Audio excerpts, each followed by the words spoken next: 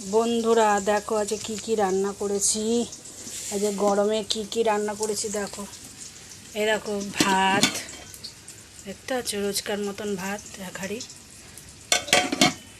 আর এটাতে আছে ডাল, পেঁপে দিয়ে ডাল করেছি, রান্না করেছি। চলো গ্যাসের পাশে দেখো, গ্যাসের পাশেই দেখো আলু চোখা, পটল ভাজা, আর এখানে হচ্ছে মাছ ভাজা।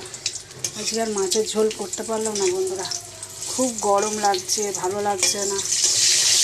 দেখতেই পাচ্ছে এই দিয়ে আজকে খাওয়া হবে। আজকে দুপুরে যা রান্না করেছি তোমাদের সাথে শেয়ার করলাম বন্ধুরা। খুব গরম, শরীর আর দিচ্ছে না, বাজারে করা একা হাতে সব করা আর পারছি না আমি। তা আজকে হালকা এই ভাজাভুজি করেছি, আলু সেদ্ধ, পটল ভাজা আর মাছ ভাজা আর ডাল। আবার কি বলো বন্ধুরা, গরমে যেটুকুনি পেয়েছি ওইটুকুনি রান্না করেছি।